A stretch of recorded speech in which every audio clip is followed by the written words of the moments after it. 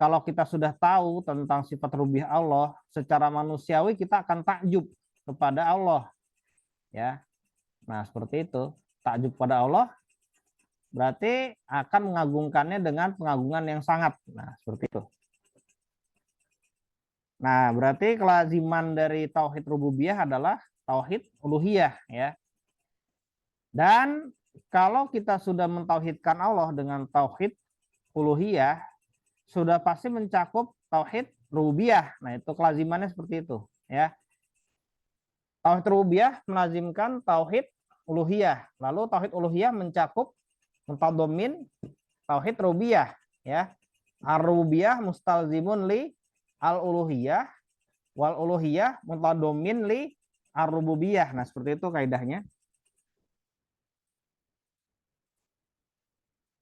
Nah, itu.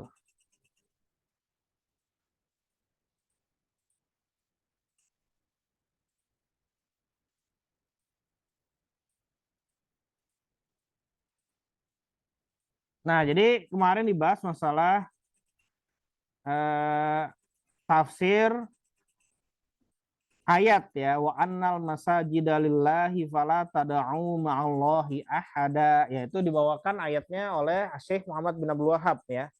Lalu disyarah oleh Syekh Soleh Sindi, ya. Nah, gitu. Jadi Syekh Soleh Sindi nafsirkan, ya, bahwasanya lillah, ya, lam di situ adalah lam apa? Lam ikhtisos, ya, ikhtisosiyah di situ. Berarti masjid-masjid itu terkait, ya, terkhusus untuk Allah berarti.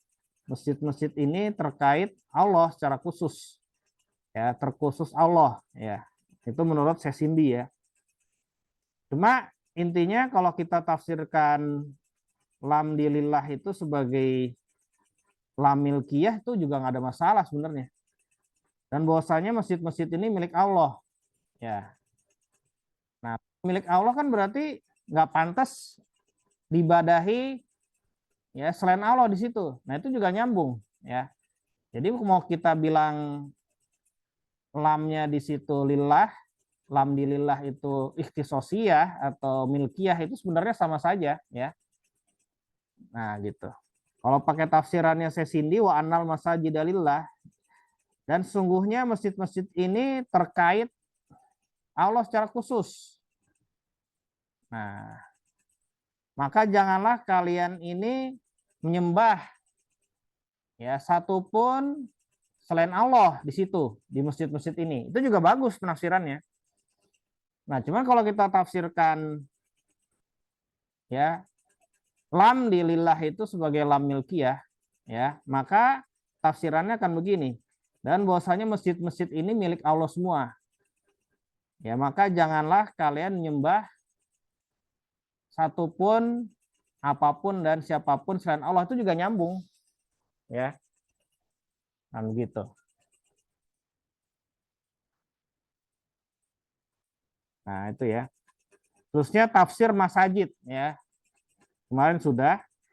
Masajid itu ada yang berpendapat, ya, artinya ini tempat yang dikhususkan untuk ibadah, ya. Ini maruyun an Ibni Abbas, ya. Maruyun an Ibni Abbas radhiyallahu anhuma. Jadi masjid itu di sini, masjid-masjid di ayat ini adalah tempat yang dikhususkan untuk ibadah. Itu pendapat pertama. Pendapat kedua, masjid-masjid ini maksudnya adalah bumi semuanya berdasarkan hadis yang mutawatir, wajuilat liyal ardu masjidan wa tahura, ya.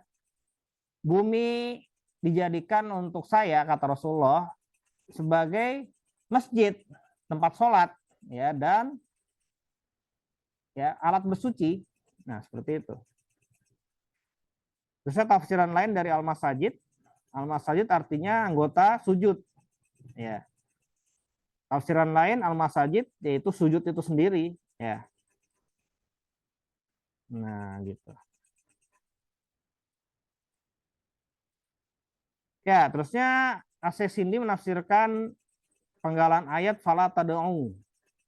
Fala tad'u, ya, itu mustaq dari doa, ya terdapat makna doa. Doa itu dalam bahasa Arab apa? Menyeru. Ya artinya dalam bahasa Indonesia ya. Doa dalam bahasa Arab artinya menyeru ya dalam bahasa Indonesia ya. Menyuruh itu ada dua terbagi menurut syariat ya, seruan ibadah dan seruan permintaan. Sebenarnya terbagi tiga, bukan terbagi dua saja ya, perlu dicatat ya.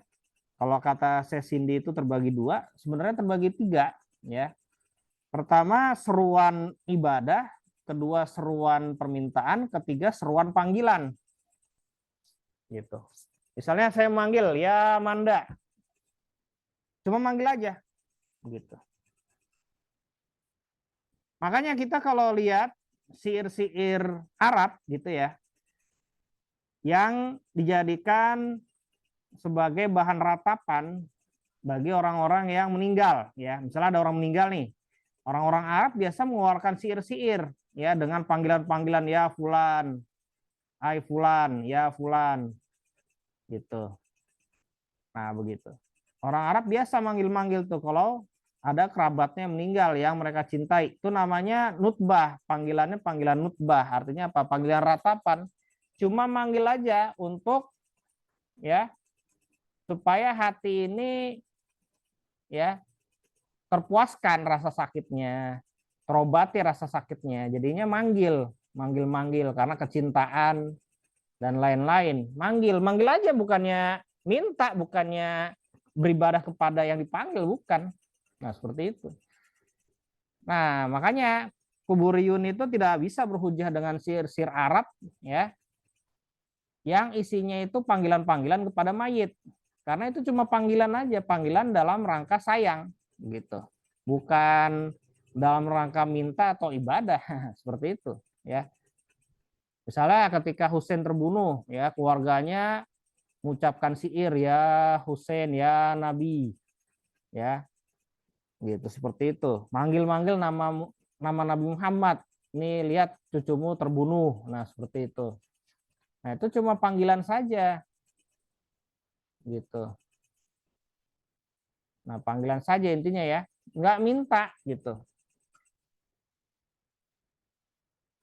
Nggak minta, nggak ibadah. Nah, itu. Jadi doa itu dalam bahasa Arab artinya menyeru ya, dalam bahasa Indonesia itu terbagi tiga, seruan ibadah, seruan permintaan, dan seruan panggilan ya. Nah, kalau ada yang bilang kalau manggil kan maksudnya untuk minta, nggak selalu. Manggil itu bisa ungkapan rasa sayang gitu. Manggil itu ungkapan rasa sayang bisa gitu. Misalnya ada orang yang bersiir tuh ya dunia gitu. Berarti cintanya kepada dunia, atau ya Laila begitu, manggil terus gitu. Seperti kisahnya Majnun Laila ya. Nah, itu bukannya ini minta kepada Laila atau beribadah kepada Laila, tapi manggil sebagai ungkapan rasa sayang meskipun Lailanya nggak ada di depannya gitu. Nah, seperti itu. Orangnya di mana dipanggil-panggil. Bukannya berharap datang, bukan. Ya, bukannya berharap datang yang dipanggil, tapi ungkapan rasa sayang gitu. Ya, kalau misalnya berharap datang ya seperti minta, nggak ada bedanya, ya. Jadi ini manggil-manggil begitu, ya fulan, ya fulan, ya fulanah, ya fulanah. Itu ungkapan rasa cinta atau ungkapan rasa sayang, bukan agar fulan dan fulanahnya datang ke dia. Nah, kalau gitu sama aja kayak minta, ya. Nah, seperti itu.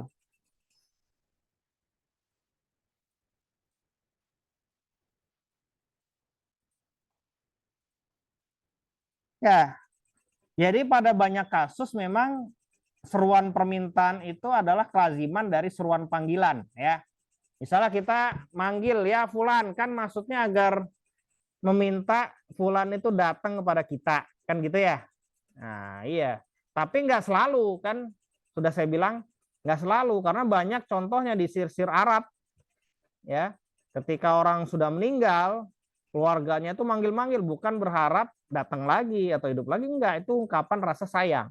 Nah, namanya kalau dalam istilah nahu nudbah ya, nida'u nudbah ya, dibahas sama Ibnu Malik ya di Alfiyahnya, disarah oleh banyak ulama ya, Ibnu Aqil dan lain-lain ya.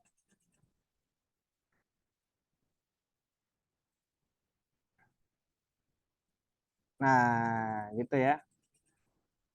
Nah, kalau kita minta kepada Allah, ya Allah, ya Allah, itu berarti pengen minta udah pasti. Ya Allah, ya Allah. Beda dengan kasus nih. Misalnya apa namanya? Apa ya? Ya, misalnya ada ini, kita manggil Allah ya Allah gitu. Itu berarti memang zohirnya ya, itu memang mengharap dipenuhi hajatnya gitu. Tapi ada kalanya kita ya Allah kok begini banget sih gitu. Misalnya kita melihat orang itu ya melakukan hal tidak senonoh, ya Allah gitu. Nah, itu bukan ini ya, bukan bukan lagi manggil Allah atau apa, manggil Allah sudah pasti, cuma maksudnya itu ungkapan rasa kesel gitu ya. Ya Allah subhanallah gitu, ngelihat keindahan subhanallah, bukan ya minta kepada Allah, cuma memang ungkapan ya rasa kagum atau ungkapan rasa kesal, ya Allah begini banget sih gitu. Ya Allah kok begitu begitu banget. Nah, itu panggilan tersebut bukan tujuannya meminta kepada Allah, cuma ungkapan ya. Biasa seperti itu, ungkapan rasa kesal ya. Ya Allah begini banget gitu. Biasa itu ya, manusia biasa. Nah, terusnya Sesindi itu membahas tentang seruan yang merupakan kesirikan kepada Allah ya, kesirikan kepada Allah ya. Itu kata Sesindi itu ada pada 3 bentuk. Bentuk pertama, meminta kepada mayit secara mutlak, baik ya dekat kuburnya atau jauh dari kuburnya. Nah, Sesindi itu berhujah pakai firman Allah ya di surat Fatir. In tad'uuhum la yasma'u du'aakum walau sami'u mastajabu lakum wa yaumal qiyamati yakfuruna bisyirkikum. Ya, jika mereka ya, jika kalian menyeru mereka, mereka tidak mendengar seruan kalian ya. Dan seandainya mereka mendengar seruan kalian, mereka tidak akan memenuhi seruan kalian ya. Dan pada hari kiamat ya, mereka itu mengingkari kesirikan kalian. Nah, ini masalahnya. Ya. Cuma di sini ya, masalahnya begini ya, apa benar begini? Ya, meminta kepada mayit secara mutlak, mau itu dekat kuburnya atau jauh dari kuburnya, itu pasti syirik kepada Allah gitu. Kufur akbar ya. Nah, ini memang diperdebatkan oleh para ulama ya. Malah kebanyakan ulama sebenarnya kafirkan, seperti Syekhul Islam Ibnu Taimiyah, Al-Alusi ya. Terusnya ma'ruf di kalangan Hanabilah dan lainnya, mau Syafi'iyah, Hanafiyah dan lainnya, itu tidak mengkafirkan model begini. Ya. Intinya. Nah, ini maksudnya. Ya. Jadi menurut mereka, menurut Syekhul Islam Ibnu Taimiyah dan lainnya, perlu dirinci. Kalau orang datang ke kuburan mayit lalu minta kepada mayit, ya, itu ada subhat. Subhatnya itu mayit mendengar, ya, berdasarkan beberapa dalil dari hadis Nabi. Ya, mayit mendengar orang yang mengunjunginya, ya, lalu orang yang mengunjunginya minta kepada mayit. Nah, mintanya itu bagaimana? Kalau mintanya itu minta doa ya agar mayit mendoakan dia. Nah, ini menurut Syekhul Islam itu cuma bid'ah saja Dan menurut banyak ulama cuma bid'ah saja ya, menurut Al-Alusi dan lain-lain. Hanya bid'ah saja ini masalahnya. Bukannya syirik akbar. Yang syirik akbar kalau minta mayit perkara yang hanya bisa dilakukan oleh Allah, seperti menyelamatkan dari neraka, memasukkan ke surga, ya, mengampuni dosa, menyelamatkan dari mara bahaya. Nah itu otomatis kafir tuh pelakunya yang minta kepada mayit. Karena minta kepada mayit perkara-perkara yang hanya bisa dilakukan oleh Allah. Berarti telah menyandarkan kepada mayit kekhususan yang hanya Allah saja yang punya. Nah seperti itu. Cuma kalau sekedar minta kepada mayit datang ke kuburannya, ya agar mayit mendoakan dia, agar mayit minta tolong kepada Allah. Nah ini menurut para ulama, ya Syekhul Islam Ibnu Taimiyah, ya dan lain-lain itu hanya bid'ah saja, bid'ah mungkaroh, ya. Akan tapi ya seperti ya Syekh Ibnu Abdul Wahab dan cucu-cucunya, lalu Syekh bin Bas dan lainnya, ini kafir akbar ya. Ibnu Utsaimin tidak kafir akbar seperti ini ya. Karena orang yang datang ke kuburan mayit lalu minta agar mayit mendoakan dia itu ada subhat dalil ya. Subhat dalilnya bagaimana? Ya, beberapa hadis yang menjelaskan mayit itu mendengar orang-orang yang datang mengunjunginya. Nah, seperti itu. Mendengar salam mereka gitu. Nah, bisa aja ada orang yang salah paham. Oh, berarti bisa dong mayit itu mendoakan saya. Nah, minta tolong kepada mayit agar mayit itu mendoakannya, mendoakan agar Allah nolongin sih yang minta kepada mayit itu. Nah, jadi menurut para ulama yang mutabar ini hanya bid'ah saja ya. Nah, akan tapi menurut sebagian ulama seperti Syekh Ibnu Abdul Wahab dan cucu-cucunya Syekh bin Bas dan lainnya ini kafir akbar ya. Nah, yang benar itu yang rojih ini tidak kafir akbar ya. Nah, begitu. Terusnya surat Fatir di sini bisa dibawa ke arah meminta kepada mayit, meminta kepada patung dan mayit perkara-perkara yang hanya Allah yang bisa mengabulkannya. Jadi seperti itu ya. Karena yang ma'ruf di zaman Nabi itu nggak ada ya. Orang minta kepada mayit agar mayit mendoakannya itu sangat jarang di zaman Nabi. Hampir-hampir nggak ada. Yang banyak yang sering itu agar apa? Agar apa? Agar menolongnya dari mara bahaya. Nah, seperti itu. Jadi kalau ayat ini dibawa ke arah umum ya, menjangkau ya orang yang minta kepada mayit dengan datang kuburannya agar mayit mendoakannya itu jauh ya, karena tidak ma'ruf di zaman Nabi ya. Dan ini ada kaidah khusus ya. Jadi an-nadir la hukma lahu. Jadi yang jarang terjadi di masa Nabi itu tidak ada hukumnya gitu. Jadi ayat ini hanya menjangkau perkara-perkara yang ma'ruf ada di zaman Nabi. Tidak menjangkau perkara-perkara yang jarang ada di zaman Nabi. Ya. Hampir-hampir nggak ada di zaman Nabi itu orang minta kepada mayit agar mayit mendoakannya itu jarang terjadi. Ya. Makanya ayat ini tidak berlaku bagi orang-orang yang seperti itu. Ya. Ayat ini berlaku bagi orang-orang yang minta kepada mayit atau patung, ya, apa-apa yang hanya bisa Allah yang melakukannya seperti menolong dari mara bahaya, ya. Nah, masukkan ke surga, menjauhkan dari neraka, nah seperti itu. Ya, ada kaidah ya di sini, an-nadir la hukma lahu, ya apa. Dan ayat ini pasti menjangkau apa-apa yang ma'ruf di zaman Nabi, bukan apa-apa yang tidak ma'ruf. Nah, itu. Nah, gitu ya. Jadi kalau kata Syatibi amnya itu am adi bukan am istigroki. Nah seperti itu kata Asyatibi di Al-Muwafaqat. Jadi umumatus syariah itu adiyat ya bukannya istiat. Nah seperti itu.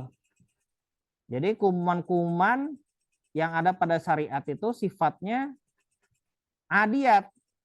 Bukan istigrokiat. Jadi menjangkau semua masodik. Bukan seperti itu. Tapi menjangkau yang ma'ruf di zaman Nabi aja. pada asalnya kayak gitu. Nah,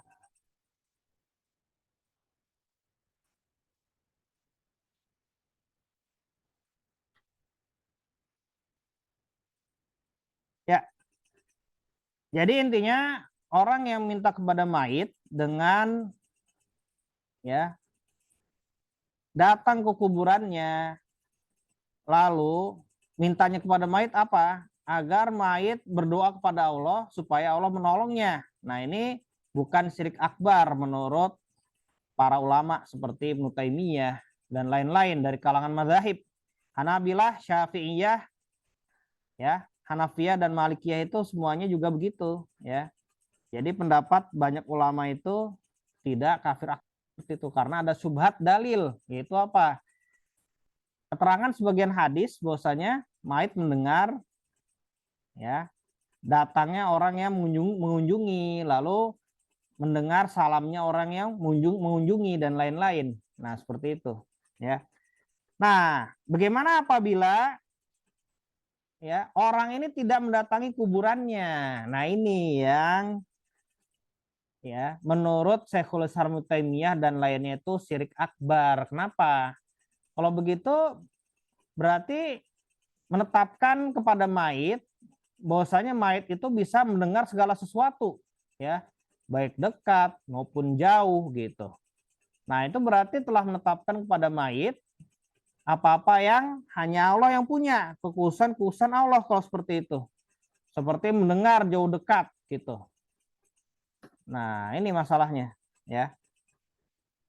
Jadi kalau kita baca keterangan mazahib di sini seperti yang diterangkan oleh orang-orang Hanafiyah, syiriknya itu seperti itu. Misalnya Ad-Dahlawi menetapkan seperti itu juga syiriknya. Jadi menganggap mayit itu bisa mendengar baik jauh baik dekat itu ya. Nah, jadi berarti telah menetapkan pada mayit kekhususan Allah bisa mendengar jauh dekat gitu intinya. Jadi tiap kali kita minta pokoknya mayit dengar gitu mau di mana aja. Nah, itu berarti telah syirik karena menetapkan pada mayit kekhususan Allah.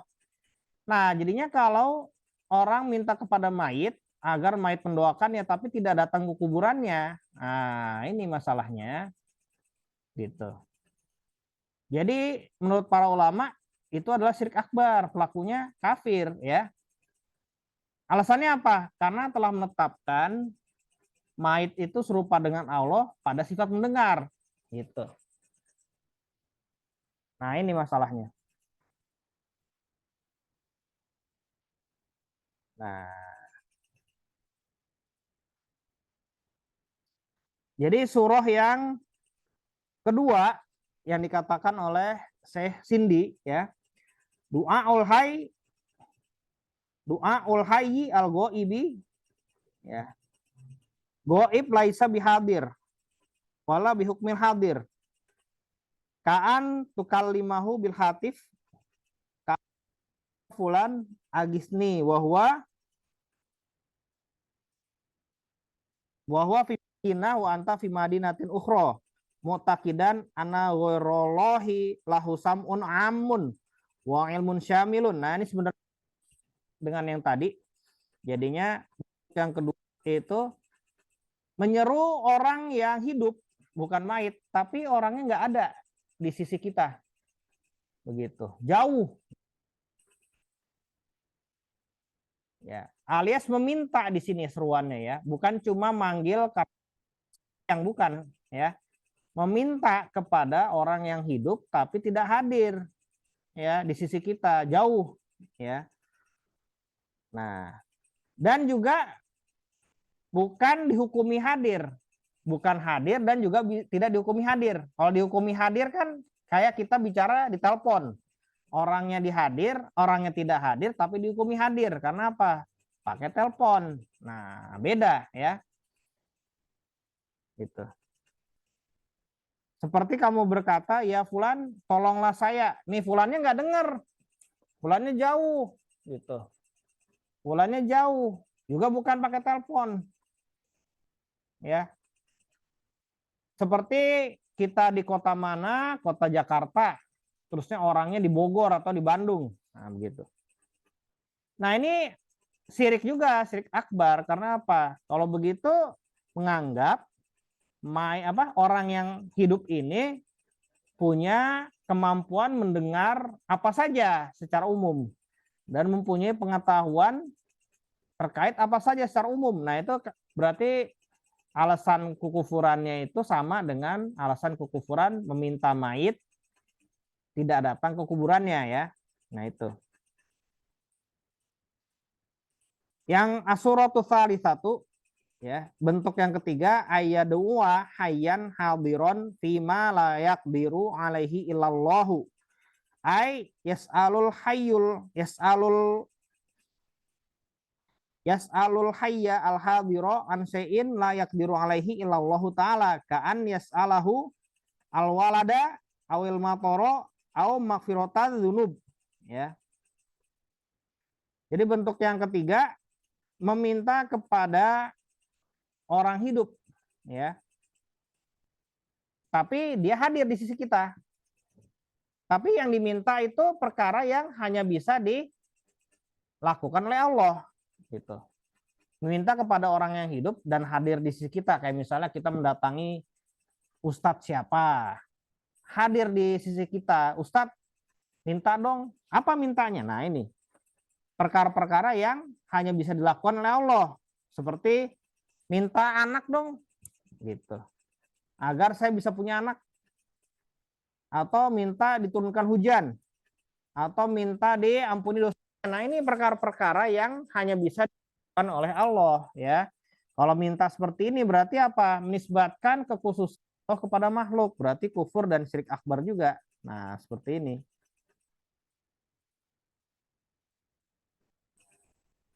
Ada yang mau ditanyakan? Gimana?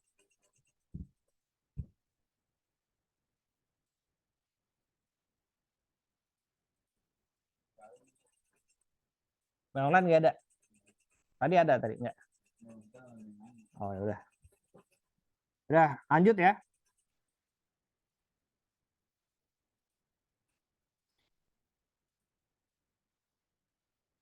Ya. Nah, jadinya permasalahan yang ketiga yang dijelaskan oleh Syekh Muhammad bin Abdul Wahab yaitu barang siapa yang mentauhidkan Allah dan nabi Rasulnya tidak boleh bermualah kepada orang-orang yang menentang Allah dan Rasulnya. Mualah itu apa sih? Nah, ini dibahas. Nah, kalau kata Asy-Sindi, hadhil mas'alatu tsalitsatu wa hiyal baru'atu min ahli syirki. Ya. Famin lawazimil imani billahi ta'ala an yuhibbal insana ahlal imani an yuhibbal insanu an yuhibbal insanu ahlal imani wa yubghidha asyirka wa ahlahu wa huwa dzambul wahidul ladzi la syahwata tad'u ilaihi walidza kana asna'adz dzunubi al itlaq wa innama hiya maradun fil qalbi fasadun mahdun ya. Permasalahan yang ketiga adalah berlepas diri dari ya ahli syirk. Ya, pemeluk kesyirikan, orang-orang yang berbuat kesyirikan. Nah, ini termasuk kelaziman dari keimanan kita kepada Allah. Ya. Mencintai orang-orang yang beriman, membenci orang-orang yang berbuat kesyirikan, pelaku-pelaku kesyirikan, ya. Nah, seperti itu kelaziman iman. Ya, jadi syirik itu adalah satu-satunya dosa yang tidak ada syahwat yang menyeru kita untuk berbuat syirik. Beda dengan misalnya makan babi ya. Makan babi. Babi kan jorok. Iya, coba kalau digoreng. Dibumbuin. Kayaknya enak ya. Nah, berarti kita bisa makan karena dorongan syahwat. Nah, seperti itu. Tapi syirik kepada selain Allah, syirik kepada Allah maksudnya nyembah selain Allah itu tidak ada syahwat yang mendorong kita untuk melakukannya. Gitu. Beda ya. Misalnya minum homer. Minum minuman beralkohol ya. Orang yang terbiasa itu akan nggak tahan. pasti apa? Terdorong untuk minum. Sama juga kayak zina gitu. Nah, orang-orang yang biasa melihat-melihat yang diharamkan, ya akan terdorong untuk melakukan zina karena syahwat. Nah, akan tapi syirik ini itu tidak ada syahwat yang mendorong kita untuk melakukan kesirikan. Apa syahwat yang mendorong kita untuk melakukan kesirikan? Itu tidak ada sebenarnya. Nah, gitu. Tapi kenapa kok orang bisa berbuat kesirikan? Misalnya orang-orang jahiliyah di Mekah, itu bagaimana kok bisa melakukan kesirikan? Ya. Nah, itu bukan karena syahwat sebenarnya. Karena apa? Karena apa?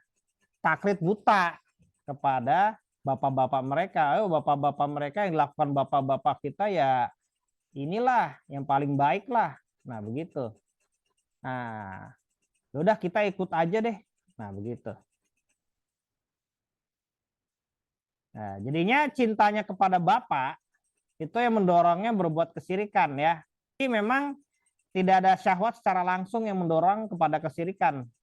Akan tapi ya kecintaan kepada bapak, kecintaan kepada nenek moyang akhirnya yang mendorongnya berbuat kesirikan itu agak tipis sebenarnya ya. Cuma memang kalau diteliti itu memang sebenarnya ya seperti itu. Jadi syahwatnya itu beda ya. Orang lihat perempuan seneng atau lihat hal-hal yang diharamkan untuk makannya seperti daging babi itu seneng udah digoreng. Nah gitu. Itu ada rasa syahwat. Cuma kalau beribadah kepada selain Allah sebenarnya nggak ada rasa syahwat yang mendorong kita begitu. Ya. Orang bisa melakukannya karena apa? Taklid. Taklid kepada orang tua. Orang tua nyuruh aja udah. Ya udah kerjain nggak enak sama orang tua. Apa? Nganggap orang tua itu yang benar. Nah itu. Nah jadinya memang nggak ada syahwat khusus yang mendorong, tapi terdorong bisa melakukan kesirikan karena keyakinan orang tua yang baik. Orang tua yang memilihkan untuk mereka jalan tersebut sehingga harus ditaati. Ya, berarti nganggap orang tua mereka itu di atas petunjuk kalau kayak gitu. Ya. Atau apa nggak enakan sama orang tua. Akhirnya berbuat kesirikan. Gitu. Nah, ini ya. Tapi nggak ada syahwat khusus yang mendorong orang untuk berbuat kesirikan. Beda ya, bisa kita rasakan bedanya lah. Gitu. Ya, jadi termasuk lawazimil iman kata Syekh Sindi, bukdu syirk wa bukdu ahli syirk wal baro'atu minhum ya.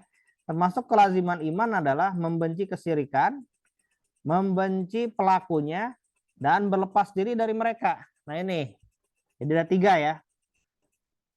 Membenci kesirikan, membenci pelaku kesirikan dan berlepas diri dari mereka. Nah, itu. Nah, jadi tafsilnya ya. Sekarang kita membahas masalah mualah. Wal mualatu hiya asluha al mahabbah. Tsumma laha furu'un ba'da dzalika an-nusratu wal musadaqah. Wa ma ila dzalik. Wal mualatu qad takunu kufran billahi ta'ala wa qad takunu ma'siyatan. Jadi mualah pokoknya adalah kecintaan. Kemudian mualah itu banyak cabangnya seperti menolong dan berteman ya. Dan apa-apa yang ya mengarah ke situ, menolong dan berteman. Ya. Mualah itu ya bisa jadi kekufuran kepada Allah dan bisa jadi cuma maksiat saja. Nah, sekarang sesi ini membahas lagi takunu kufron in dhaharul musyrikina wa awanahum 'alal muslimin. Ya. Wa min dzalika al-masarratu birtifa'i dinil kuffari wa kadzalika mahabbatul kufari li ajli kufrihim wal tizamihim bidinihimil batil ya. Jadi mualah kecintaan kepada orang kafir itu bisa kekufuran akbar, mengeluarkan pelakunya dari keislaman ya. Contohnya adalah menolong orang-orang musyrik agar mengalahkan kaum muslimin ya di medan perang atau lagi menjajah begitu. Itu pertama. Kedua apa? Seneng. Agama kufar itu tinggi. Menang. Itu kedua. Ketiga, mencintai orang kafir karena agamanya. Dan karena ya orang-orang kafir ini berpegang teguh kepada agamanya. Seneng lagi. Lihat orang kafir itu rajin ke gereja, seneng. Kayak gitu. Nah ini nggak boleh kayak begitu ya. Itu mengeluarkan pelakunya dari Islam. Seperti itu. Nah jadi harap diperhatikan. Mualah kecintaan itu yang mengakibatkan kekafiran itu adalah pertama, ya, menolong orang-orang musyrik, orang-orang kafir dalam memerangi kaum muslimin. Kayak gitu.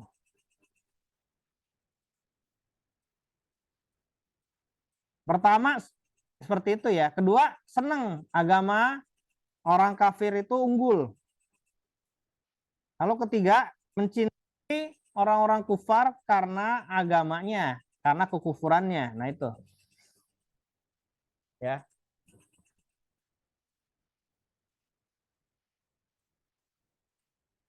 Ya, di sini memang tafsirnya banyak. Bagaimana batasan membantu orang-orang kafir dalam memerangi kaum muslimin? Batasannya membuat kufur apa? Membantu orang-orang kafir dalam memerangi kaum muslimin. Batasannya membuat kufur apa? Nah ini, itu memang ada batasannya, ya, gitu intinya, ya. Nah batasan ini adalah apabila dia melakukan perbuatan yang semua orang udah tahu bahwasanya perbuatan itu wujud, ya, membantu kaum musyrikin dalam mengalahkan kaum muslimin, begitu. Sudah ma'ruf perbuatan itu, meskipun dia menyangkal tujuan saya nggak begitu. Nah, begitu. Ya. Atau ada maksud agar orang-orang musyrikin itu mengalahkan kaum muslimin di medan perang atau ketika sedang jajah. Nah, itu. Tapi maksud itu kan hanya bisa dirasa oleh pelakunya ya. Nah, ini cuma tafsilan aja. Intinya yang bisa kita lakukan, bisa kita amati begini. Perbuatan dia itu perbuatan ini bukan perbuatan yang benar-benar tampak ya. Tujuannya yaitu agar orang-orang kafir mengalahkan kaum muslimin di medan perang dan ketika lagi jajah. Kalau dia melakukan perbuatan itu ya, mau itu masuk di barisan kufar atau enggak, berarti kafir itu intinya. Nah, berarti perbuatan itu berarti tergantung adat setempat, ya, adat di mana orang itu ada. Apakah perbuatan itu ya, perbuatan tertentu itu termasuk ya membantu kaum musyrikin dalam mengalahkan kaum muslimin atau enggak, gitu. Nah, ini masalahnya.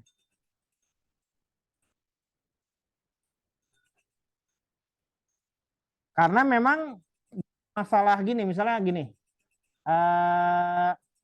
kebetulan nih Belanda lagi jajah orang Indonesia nih di bumi ini gitu.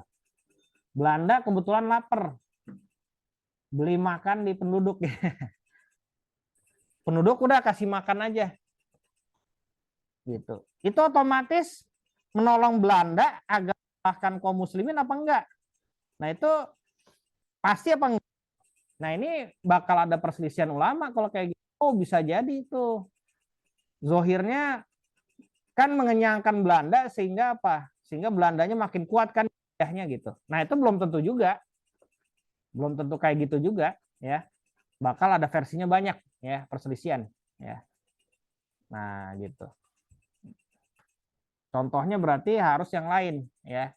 Yang memang perbuatan itu memang, ya, menampakkan maksudnya yaitu kufar itu mengalahkan kaum muslimin.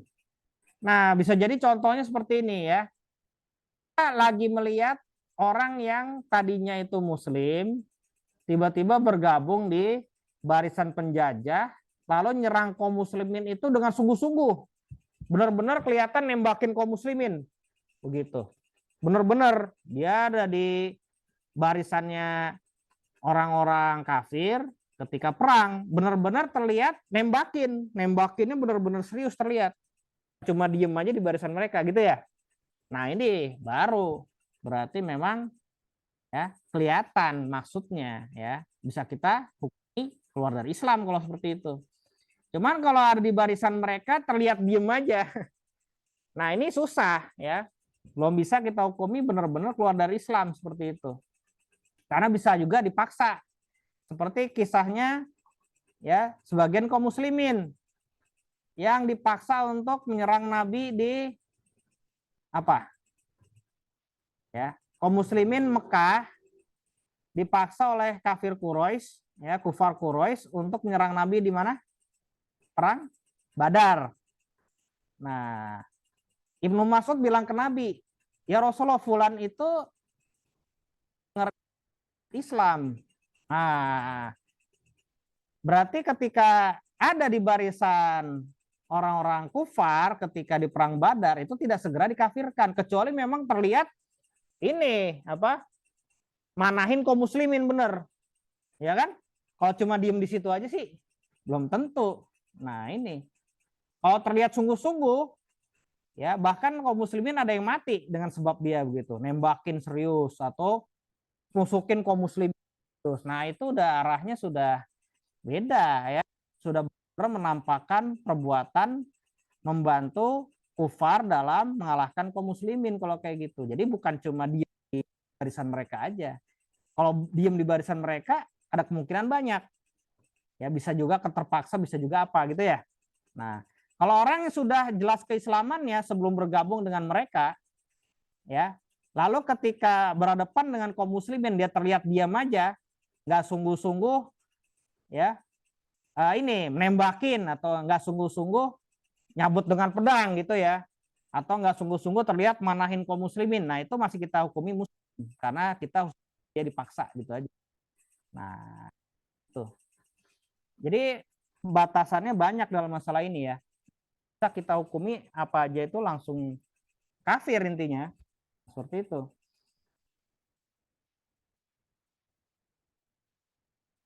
Ya.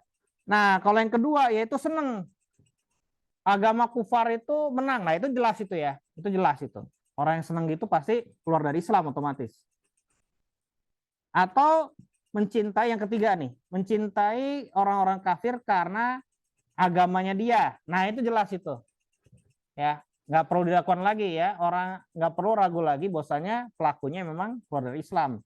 Tapi yang masalah pertama ini ya, membantu orang-orang kafir dalam mengalahkan kaum muslimin lagi perang atau lagi menjajah. Nah itu harus ada batasannya apa? Itu batasannya kalau dia maksud seperti itu. Nah itu tapi kan kita nggak bisa lihat maksudnya. Kita lihat perbuatan yang ditampakkan. Apa perbuatannya? Nah begitu. Nah ini perselisihan ya. Kayak begitu. Tapi menurut saya intinya kita dibagi kepada tiga. Pertama, sepakati tidak termasuk membantu. Kedua, apa yang diragukan tidak. Yang ketiga, apa yang disepakati pasti membantu tergolong. Ya kan? Nah, gitu. Pasti begitu arahnya, ya. Cuma yang jelas itu kalau dia itu terlihat bunuhin kaum muslimin. Terlihat nembak kaum muslimin meskipun nggak kena tapi terlihat seriusnya. Nah, itu udah pasti ya. Bisa kita hukumi ya. Karena kita menghukumnya sesuai zohir perbuatannya, ya. Al hukmu ala al-zahir. Nah, gitu. Itu kaidahnya, ya.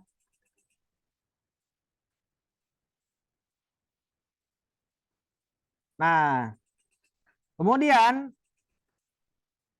mualah yang bukan kekufuran yaitu cuma maksiat biasa. Contohnya apa?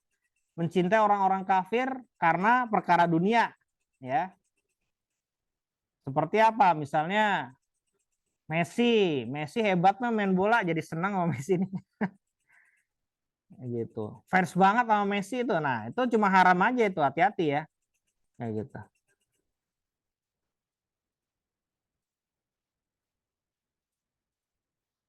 Atau senang nih main musiknya nih orang-orang kafir tuh, main gitarnya jago tuh. Atau jadi bintang film nih hebat banget perannya. jadi senang misalnya sama Tom Cruise gitu. Itu ketika meranin di film apa tuh hebat sekali perannya. Nah, itu jatuhnya cuma maksiat ya itu ya. Nah, drama lah gitu. Mau musik lah apa atau bola lah sama aja begitu dia. Ya terkadang gini memang kita takjub ya, misalnya ngelihat tendangannya hebat. Hebat ya tendangannya. Nah, itu sekedar tobiah apa? Tobiah saja tuh nggak ada masalah sebenarnya. Karena kita takjub melihat perbuatannya dia kan gitu ya. Cuman jangan sampai habis kita ngeliat perbuatannya dia, kita langsung fans. Fans apa-apa disebut dia tuh. Messi, Messi, Messi mulu. Hebat Messi, Messi, Messi. Ah, itu udah haram jatuhnya. Ya. Cuman memang perkara begini banyak muslimin nggak tahu, dikira ya biasa aja ya. Maka diuzur ya. Kalau menghalalkan yang haram di sisi ini diuzur, nggak dikafirkan ya, karena masih belum hukumnya masih belum ini ya merata ya. Maksudnya ilmunya belum merata di kalangan kaum muslimin. Dikira boleh-boleh aja kalau fans sama Messi dalam permainan bolanya begitu. Dipajang foto Messi.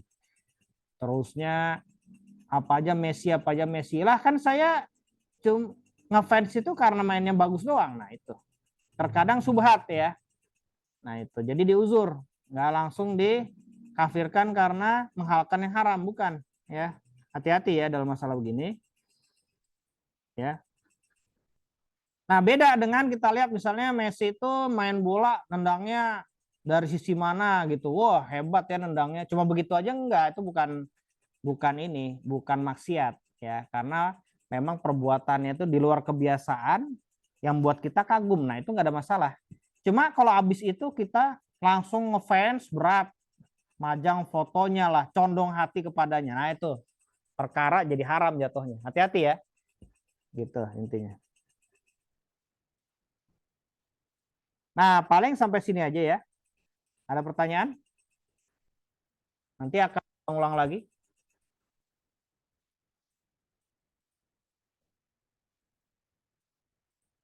Gimana, Bro? Ada pertanyaan? Aman ya? Sudah sampai sini aja. Kalau benar asyhadu la ilaha illa anta astaghfiruka. Ya udah.